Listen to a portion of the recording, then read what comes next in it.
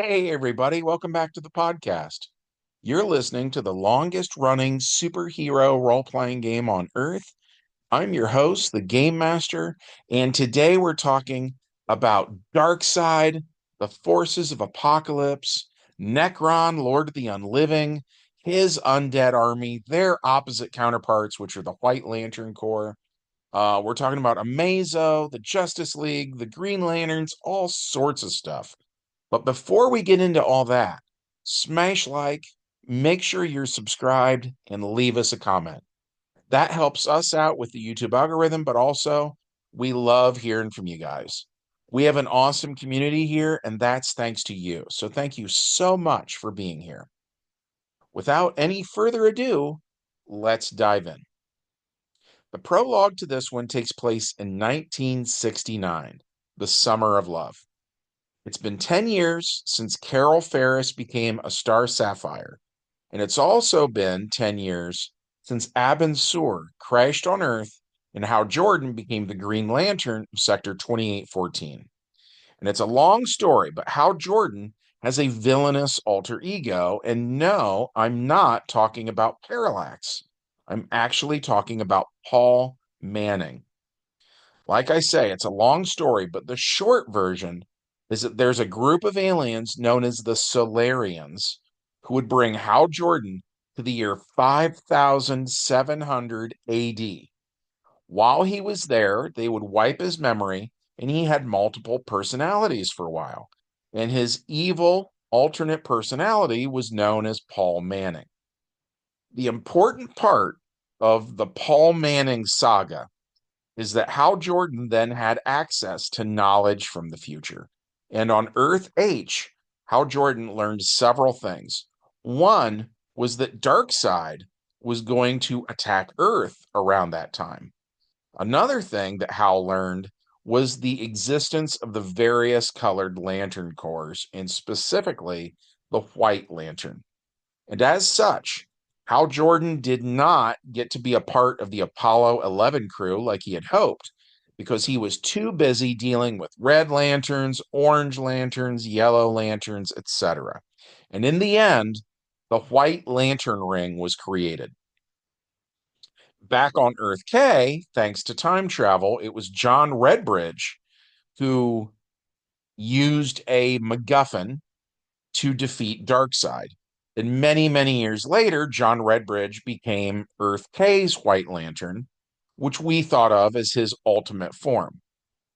Similarly, on the parallel world known as Earth H that we're talking about now, that version of John Redbridge gets the White Lantern Ring as his MacGuffin in 1969. And he helps that world's heroes defeat Darkseid without loss of life. And when all is said and done, Superman puts Darkseid in the Phantom Zone. After a while, his minions from Apocalypse retrieve Darkseid with the help of Mother Box technology, but Darkseid now thinks twice before invading Earth again. And that brings us to the main plot, which takes place on Earth H in June of 1981, where Amazo is fighting the Justice League of America. He has Wonder Woman's lasso, Superman's strength, etc.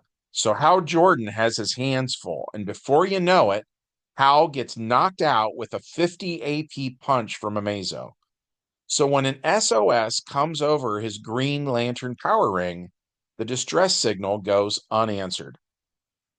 Meanwhile, at the edge of that universe, the villain known as Krona opens a strange portal, and the Guardians of the Universe are investigating it when suddenly the Owens are attacked by Nekron, Lord of the Unliving, who shoots weird purple lightning, which is actually able to hurt the small blue aliens.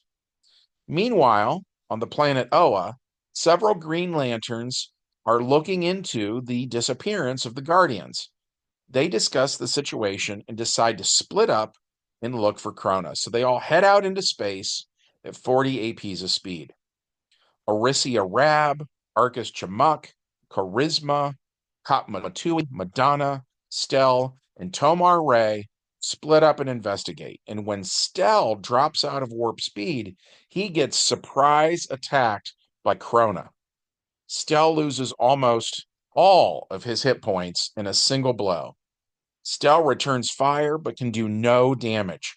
Krona then rips off Stell's robotic arms and legs. The one-sided battle is mercifully brief but unmercifully savage, and as soon as it started, it's over. Krona vanishes again, and Stell's ring transmits an SOS signal. It is faint, but it is heard and answered. The other Green Lanterns show up, and Stell tells them he found Krona. The Green Lanterns then return to Oa, where they commandeer a prototype starship called the Interceptor, which can fly even faster than they can with their power rings. And the ship's AI can project a hologram, which the Green Lanterns refer to as Aya. Aya asks the Green Lanterns where they'd like to go, and Arisia Rab says they need to go to Earth and look for Hal Jordan. The Interceptor drops out of warp high above the planet Earth.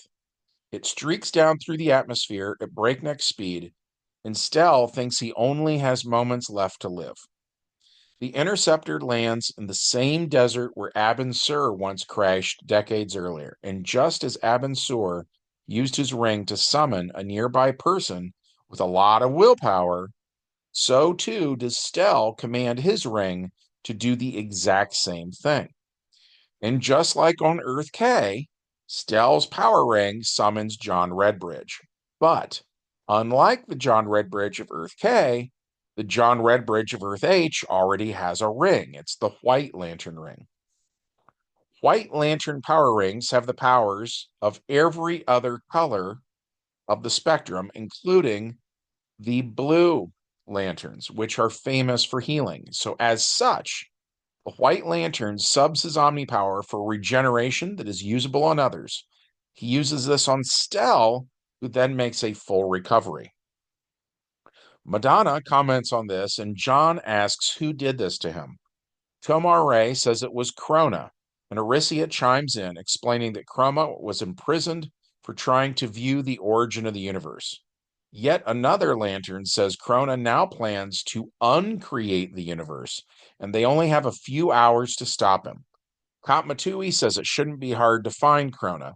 He's toying with them and wants to be found. So the Interceptor leaves Earth and streaks through space.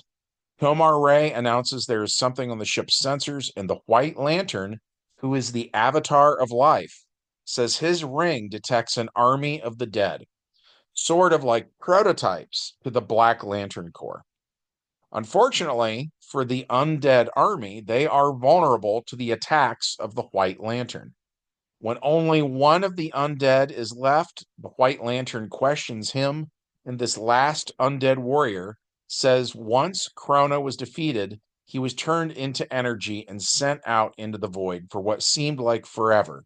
He hurtled through the interstellar vastness, eventually leaving the Earth H dimension itself as he plunged headlong into the timeless domain of Nekron.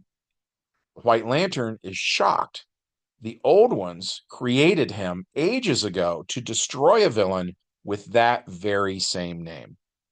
The henchman continues, saying the domain of Nekron is neither heaven nor hell. Rather, it is a place between them. And it was there that Nekron sensed the coming of Krona and knew it was good, because Krona was immortal. But by entering Nekron's domain, he was now also, by definition, dead. And that anomaly caused a rift, which Nekron peered through, and for the first time, he clearly beheld the land of the living. And so, Nekron restored Krona, making him more powerful than ever before. Krona was sent back into the Earth H dimension to slay other immortals and widen the rift. These other immortals were the guardians of the universe. And just then, one such guardian arrives on the scene, and with his dying breath, he tells the lanterns that while they've been here, planet Oa has been under attack.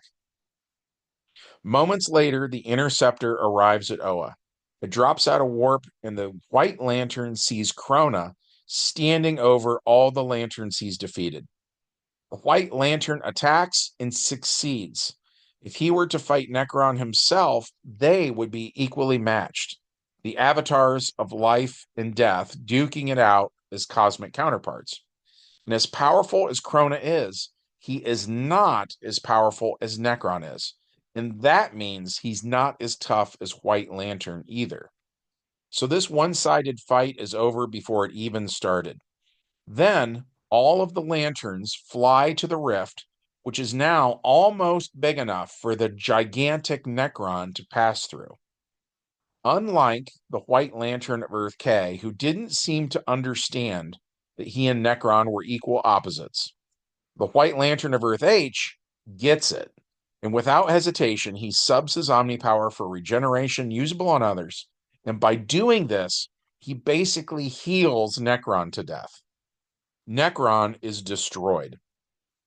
On Earth K, Nekron was a major villain throughout the 1990s, and on Earth H, none of that will come to pass now. Also, Nekron absolutely wrecked Earth K in an event called Blackest Night that ended the lives of nearly all the world's superheroes, so that won't happen on Earth H either. This is a huge victory, but the heroes of Earth H don't even realize it. And that brings us to the epilogue. On Earth, the Justice League of America defeats the android known as Amazo, and it turns out that Amazo was just a pawn of another villain named the Key, who is dying. Zatanna uses the last of her magical powers to save the life of the Key, and Hal Jordan wakes up and checks his messages, learning that he completely missed everything that happened with Krona and Nekron.